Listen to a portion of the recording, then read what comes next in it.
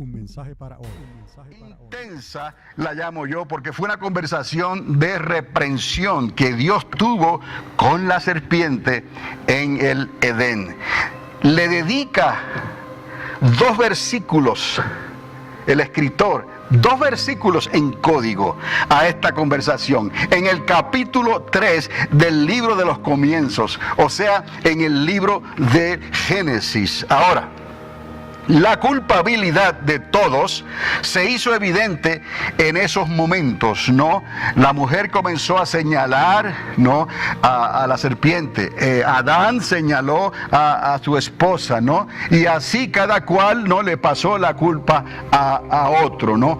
Pero la culpa se hizo evidente. Alguien había cometido un grave error. Y entonces Dios habló, y habló precisamente de una manera intensa con esa serpiente. Pero la llave que comenzaría a descifrar el misterio de Dios se encontraría en Génesis 3:15. Anote ese versículo, Génesis 3:15, porque a veces poco se habla de este versículo. Y Dios estaba hablando no con Adán, no estaba hablando con Eva, estaba hablando con la serpiente. Y usted dirá, pero ¿cómo es que Dios puede estar hablando con la serpiente? Bueno, en otro estudio que estuvimos hablamos de estas posibilidades, ¿no? De cómo había un ser que estaba erguido sobre sus pies y que tenía razonamiento y que podía hablar como si fuera un híbrido, ¿no? Y ese ser se dejó influenciar por el querubín caído. Y todos sabemos la historia, es otro estudio, ¿no?, del querubín caído, aquella estrella, aquel lucero de la mañana que cayó del cielo, ¿no? El Señor le reprenda, pero él le declaró la guerra a Dios. Y no lo hizo solo, sino que pudo convencer una tercera parte de los ángeles que fueron creados con Dios, e hizo un poderoso ejército para hacerle la guerra a Dios hasta el día de hoy. Por eso, amados, este conflicto comenzó en el huerto del Edén hace 6,000 años atrás, conforme a los escritos que tenemos en la palabra de Dios. La palabra que no se equivoca, la suma de su palabra es la verdad. La palabra que no cae en tierra ni retorna a la boca del que la pronunció vacía, sino que va y cumple lo que dice la palabra. Y Dios llama las cosas que no son como si fuesen. Eso quiere decir que Dios en realidad ha tenido todo esto bajo control, pero nos ha dejado el libre albedrío para que nosotros escojamos. Si usted está hoy sentado en esa silla y usted tiene libre albedrío para creerle a Dios, para creer que Dios puede hacer un milagro auditivo, como ese milagro que hizo con mi papá, ¿no? Así, y cualquier otro milagro, como el milagro económico o el milagro de protección o de mecánica que hizo con la hermana Marixa. O sea, que estamos entendiendo, y el milagro que Dios ha hecho con ustedes, en cualquier momento usted puede mirar hacia atrás y usted puede ver la mano de Dios invisible obrando sobre tus circunstancias, amén. Y le creemos a Dios, y por eso estamos aquí. Y hay creyentes que dejan pasar estas oportunidades y le dan prioridad a otras cosas, en lugar de estar en la iglesia, por ejemplo, y recibir estas bendiciones, porque el mañana no le está, ¿no?, prometido a nadie, ¿no? Pues están haciendo otras cosas o tienen otras prioridades y no están aquí en la iglesia, ¿no? ¿Me está entendiendo? Quiero decirle que esto que nosotros estamos haciendo aquí semana tras semana tiene un peso en el mundo espiritual que algunos no tienen la más mínima idea de lo que está ocurriendo, ¿no? Pero así es como trabaja la fe. Si tú quieres de Dios, tú lo pones a Él primero y todo lo demás puede esperar. ¿Me está entendiendo? Si tú quieres de Dios, tú haces lo que necesitas hacer para honrar a Dios, porque de una cosa estamos seguros, y es que Dios te está honrando a ti.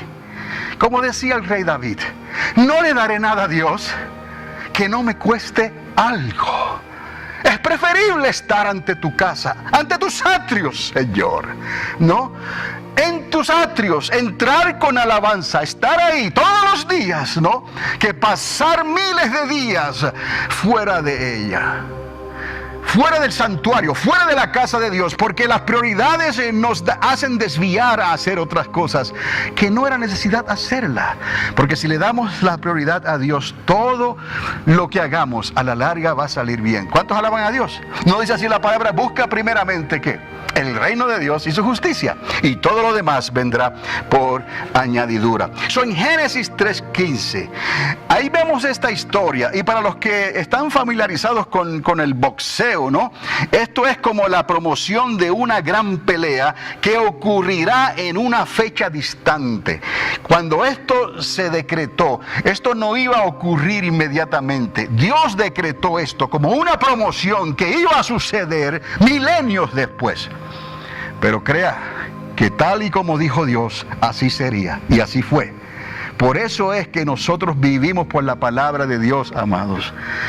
No, Dios no nos tiene que probar nada a nosotros. Nosotros creemos por la fe y sabemos que la palabra de Dios se cumple a su tiempo. El cumplimiento de la palabra ocurre, amados, y nosotros tenemos que estar preparados. Dice así, le dijo Dios a la serpiente: y pondré enemistad entre ti y la mujer.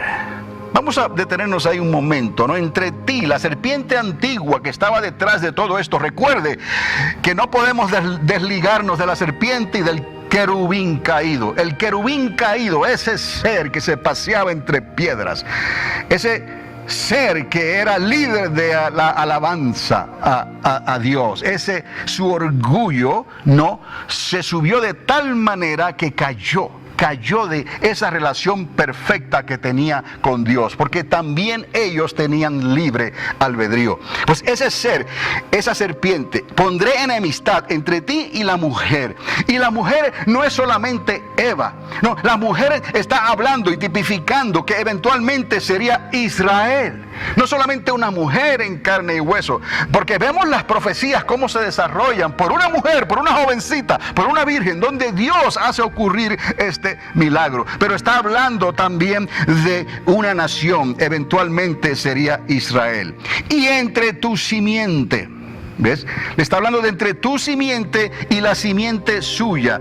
La simiente de la serpiente, los reinos de este mundo. Y la simiente de la mujer, la simiente que traería a Jesucristo. Los hijos de la promesa, la simiente del que traería al Mesías de Israel. Y nosotros estamos ahí. ¿Cuántos alaban a Dios? Entre esa simiente, ¿no?, que le corresponde a Dios. Gracias a Dios por Jesucristo. Y gracias a Dios por el plan de restauración que comenzó, amados, no hace 2000 años atrás. Celebramos esta fiesta todos los años, ¿no?, en honor a Jesucristo, su nacimiento, ¿no? Pero esto comenzó unos 6000 años atrás. Dice aquí la palabra, y esto es importante porque Él no lo deja ahí. Dice que esta te herirá en la cabeza. La simiente de la mujer te heriría en la cabeza, o sea, te quitaría tu señorío terrenal. No le dijo Jesús, no, le dijo Jesús al diablo: apártate de mí, aunque me ofrezcas los reinos de este mundo. ¿Por qué, amados? Porque los reinos de este mundo le habían sido entregados ¿a quién? Al príncipe de este mundo. Estamos hablando, al herirlo en la cabeza, le quitaría su señorío terrenal. O sea, estamos hablando del diablo. El Señor le reprenda. Ahora, y tú, hablando del enemigo, le herirías en el calcañar. Es una palabra antigua, el calcañar, que se refiere al talón del pie. Tú le herirías en el calcañar. Entienda esto, cuando hablamos del calcañar, que por tu causa tuvo que ir a la cruz. Qué bueno que está perdida, ¿no? Por tu causa tuvo que ir a la cruz. El tropiezo de la cruz para romper la maldición. ¿Me está entendiendo en este sentido? Que algo estaba ocurriendo aquí cuando Él iba a ser herido. La simiente de Cristo Jesús, o sea, la simiente del pueblo de Dios. Cuando Cristo iba a sufrir en la cruz del Calvario, fue por causa de ese tropiezo. La maldición no lo pudo matar, porque Jesucristo entregó su propia vida pero fue causa de tropiezo. Por eso fue que el calcañar se usa aquí como ejemplo, como la profecía que Dios utiliza, que dice: esta te herirá en la cabeza y tú le herirás en el calcañar. Jesucristo tropezó en la cruz. ¿Me está entendiendo? Tropezó en la cruz, porque la cruz fue una maldición para Él. Él cargó nuestros pecados. Él no tenía que cargar con nuestros pecados. Este fue el tropiezo. No lo mató, pero se cumplió la profecía. Fue herido en el calcañar y tuvo que ir a la cruz. Ahora, entendemos esto, que ese veneno de esa serpiente no pudo hacer nada con la vida de Jesús. Jesucristo entregó su vida voluntariamente. Entonces, entendamos, amados, que si miramos hacia atrás, cuando comienza esto en Génesis, ¿no? Vemos que hubo un conflicto, vemos que hubo una maldición y vemos que hubo un tropiezo, ¿no? Y ese tropiezo lo podemos ver realizado en la cruz, en el Gólgota. Y ahí Jesucristo, entonces, qué ironía, al que lo atacó con la maldición o el tropiezo en su calcañar, ¿no? Ahí mismo Jesucristo lo vencería. Y gracias a Dios por lo que hizo Jesús, porque al hacer esto, Él estaría restaurando toda la creación. ¿Está conmigo? Ok. La enemistad se refiere a un asunto serio que tendría que resolverse ahora, o sea, tarde o temprano, entre el causante de la caída. ¿Quién fue el causante de la caída? El diablo. Y la futura madre del Hijo de Dios. ¿Quién iba a ser la futura madre del Hijo de Dios? Aquella mujercita, aquella